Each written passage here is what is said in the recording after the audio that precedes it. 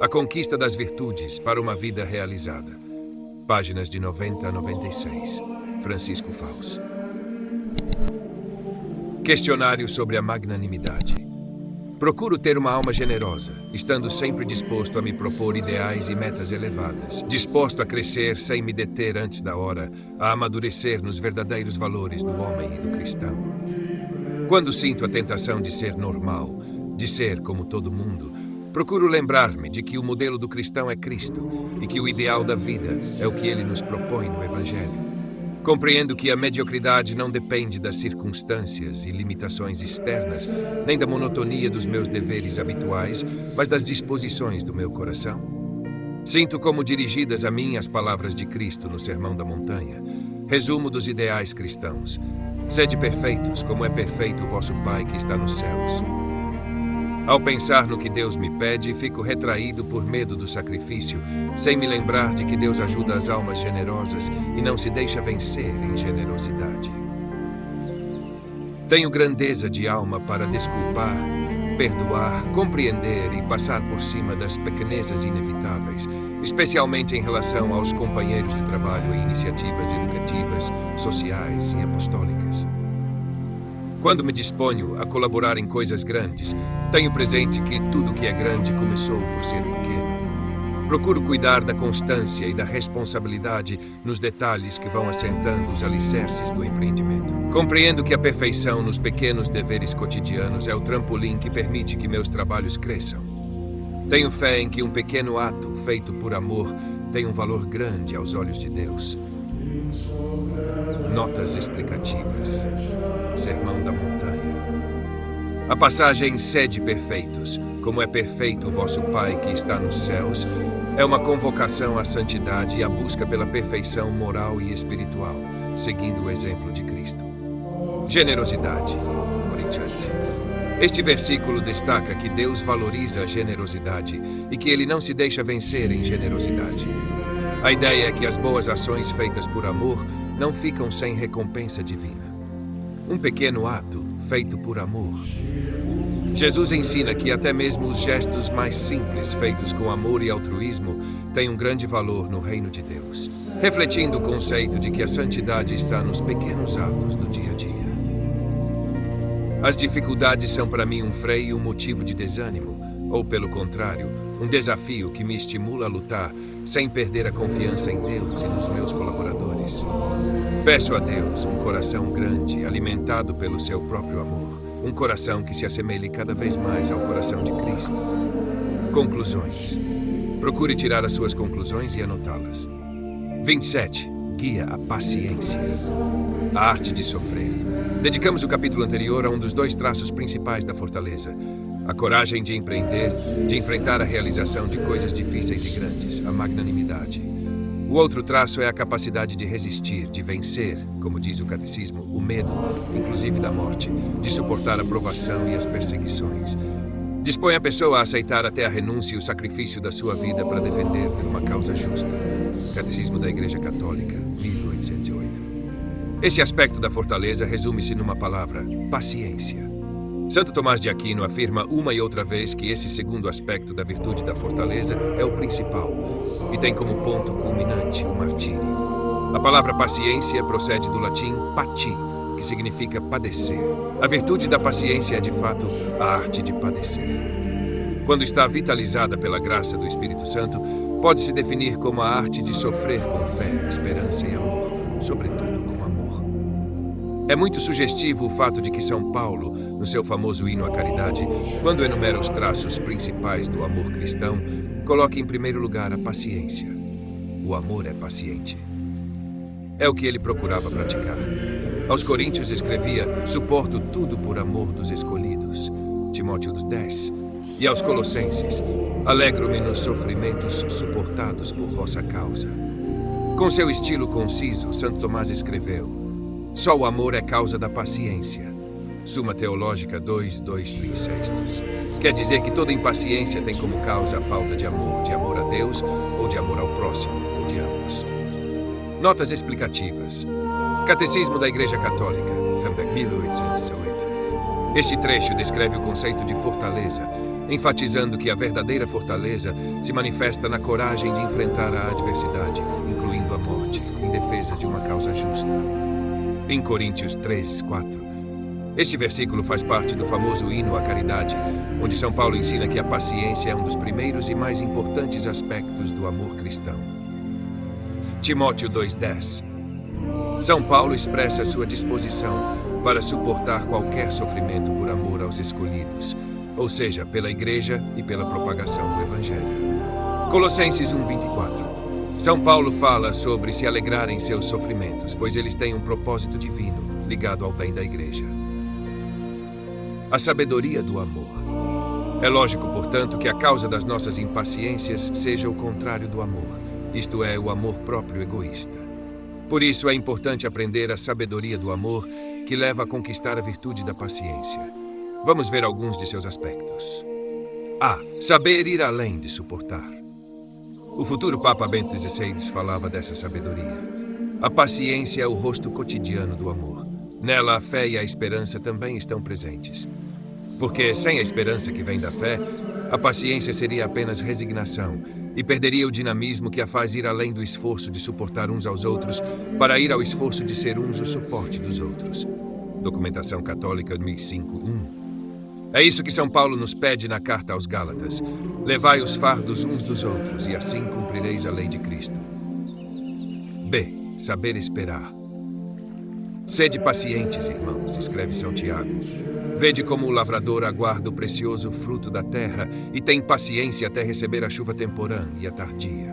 Tende também vós paciência e fortalecei os vossos corações. São José Maria Escrivá fala dessa sabedoria. Quem sabe ser forte não se deixa dominar pela pressa em colher o fruto de sua virtude. É paciente. A fortaleza o leva a saborear a virtude humana e divina da paciência. E é essa paciência que nos leva também a ser compreensivos com os outros, persuadidos de que as almas, como o bom vinho, melhoram com o tempo. C. Saber calar. Como é importante calar quando a ira ou a impaciência fervilham dentro de nós. Não repreendas quando sentes a indignação pela falta cometida. Espera pelo dia seguinte, ou mais tempo ainda. E depois, tranquilo e com a intenção purificada, não deixes de repreender. Conseguirás mais com uma palavra afetuosa do que com 3 horas de briga. O personagem dos célebres contos policiais de Chesterton, o Arthur Brown, tinha esse hábito do silêncio amistoso, que é tão essencial diante da tagarelice alheia. A inocência do Arthur Brown, 7º selo, 5. Não segurar a língua, retrucar, replicar, é assim que se cai no bate-boca, na discussão. Por não saber calar, desencadeamos discussões e brigas que às vezes se prolongam por anos. De saber falar. Quando a impaciência nos ataca, a primeira coisa que deveríamos fazer, depois de nos esforçarmos para calar, é falar com Deus. Nunca falemos só conosco, com esses debates íntimos da imaginação exaltada, que só aumentam o nervosismo e a amargura internos. Menos ainda falemos irritados com a pessoa que provocou a impaciência, querendo mostrar-lhe que nós temos razão e ela não. Notas explicativas. Documentação Católica 5. Refere-se a uma citação do então futuro Papa Bento XVI sobre a paciência como expressão cotidiana do amor cristão, destacando sua relação com a fé e a esperança. Gálatas 6.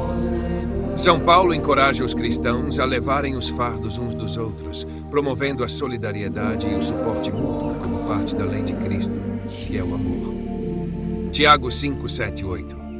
O apóstolo Tiago usa a figura do lavrador que espera a colheita para ilustrar a paciência e a importância de confiar no tempo de Deus. Amigos de Deus e Caminho. Obras de São José Maria Escrivá, que trazem ensinamentos práticos sobre virtudes cristãs, como a paciência e o autocontrole, e a importância de desenvolver a compreensão e o perdão. Primeiro, portanto, e às vezes por muito tempo, falemos com Deus em oração, procurando ver com Ele a verdadeira dimensão das coisas, pedindo forças para carregar a cruz com serenidade, suplicando que nos comunique um pouco da paciência com que Cristo enfrentou o julgamento injusto, o caminho da cruz e a crucificação. Experimentemos também invocar nossa Mãe Santa Maria, dizendo: Rainha da Paz, rogai por nós. É uma oração de eficácia impressionante. E também será oportuno, muitas vezes, conversar com quem possa nos orientar espiritualmente e aconselhar sobre a melhor maneira de santificar as contrariedades. E saber praticar as mortificações da paciência. Em vez de comentá-las agora, vamos incluí-las nas perguntas do questionário a seguir. Questionário sobre a paciência. Vejo claramente que uma das manifestações principais da fortaleza é a paciência, que leva a resistir às dificuldades, ao sofrimento e ao cansaço, sem cair em queixas ou desânimo. Esforço-me por aceitar pacientemente os defeitos alheios, sem me irritar, sem ofender, sem perder a serenidade ou cair em autocompaixão. Costumo dizer, em tom de queixa, que preciso ter muita paciência com as pessoas e com as dificuldades da vida. Percebo que almas generosas, por serem grandes, precisam de menos paciência, pois aceitam o sacrifício com mais naturalidade.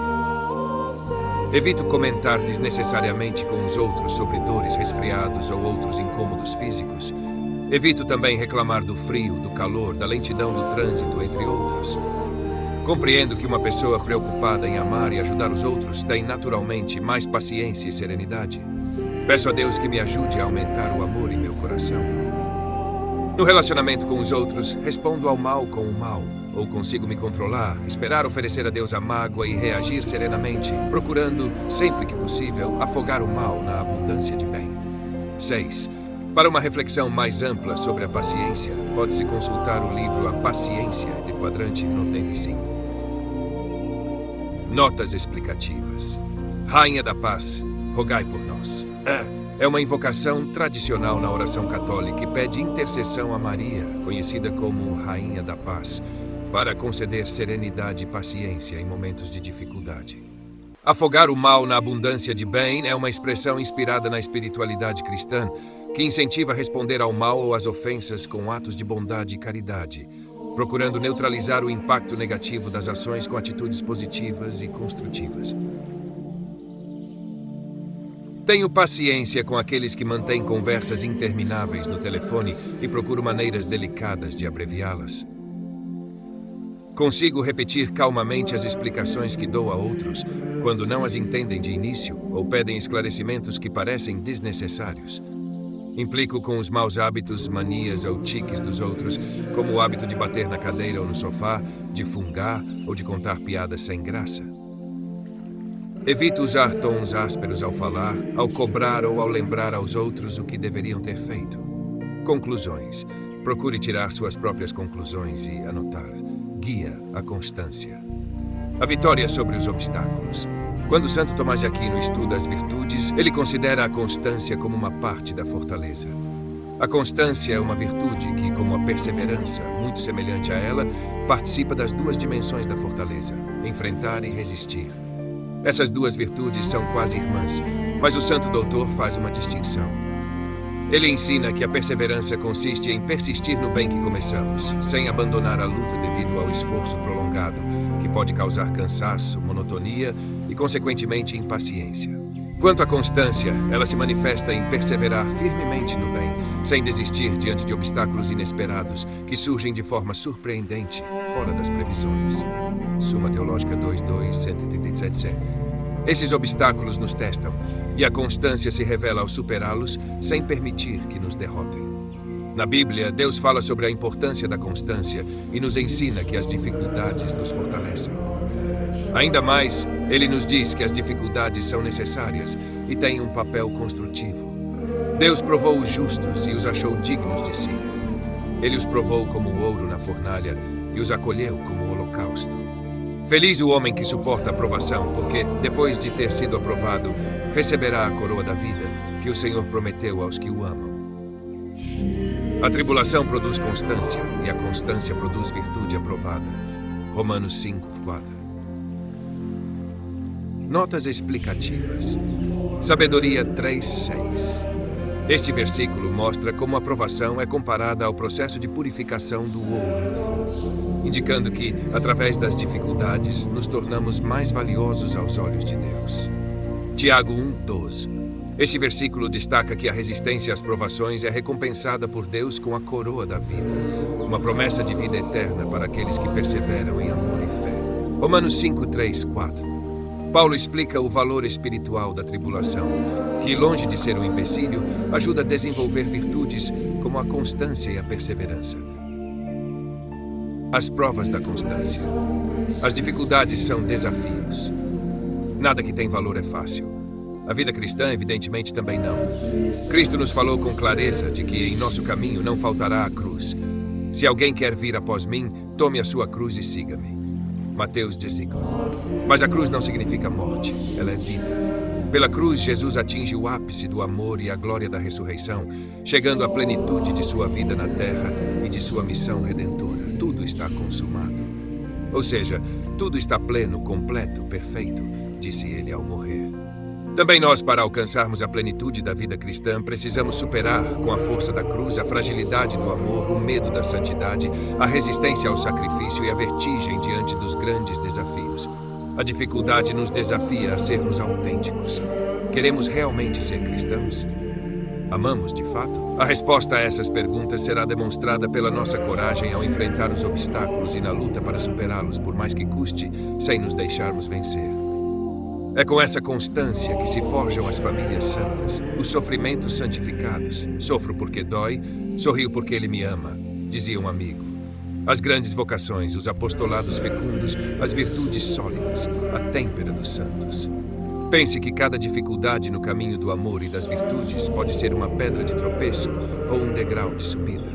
Peçamos a ajuda de Deus para termos coragem de transformar os obstáculos em degraus na escada que leva ao céu. As dificuldades nos fazem crescer. Como vimos, as dificuldades, quando estamos decididos a amar, nos fazem avançar. Podemos fazer uma comparação. Na transição da infância para a adolescência, o crescimento se nota quase visivelmente, pois é rápido. Depois ele se torna menos perceptível de um mês para outro, mas o corpo amadurece e, quase sem notarmos, nos aproximamos da idade adulta. Assim também deve ser o crescimento do nosso amor e das nossas virtudes, da nossa vida cristã. Todos os dias enfrentamos dificuldades, pequenas ou nem tanto, que nos chamam a nos doar mais, a oferecer algo a mais e, portanto, a crescer. Elas nos pedem mais generosidade, mais mortificação, mais autocontrole, mais carinho, mais compreensão, mais oração, mais disponibilidade. Atrás de cada um desses mais, existe uma pedra de tropeço, uma dificuldade que poderia nos fazer cair ou recuar, mas que, com a ajuda de Deus, transformamos em degrau. B. As dificuldades nos fazem crescer. Agradeçamos a Deus pelas dificuldades. Sem elas, seríamos anões espirituais. É famosa a advertência de São Gregório Magno. Alguns querem ser humildes, mas sem serem desprezados. Querem ser castos, mas sem mortificar o corpo. Ser pacientes, mas sem que ninguém os ofenda. Adquirir virtudes, mas recusando a luta que as virtudes trazem consigo. É como se quisessem vencer uma guerra sem combater, vivendo confortavelmente na cidade. Moralia 7, 28 e 24. As dificuldades nos purificam. Já vimos que a Sagrada Escritura compara as provações a um crisol, onde o ouro de nossa alma se liberta das impurezas e é purificado. Na vida espiritual cristã, é exatamente assim.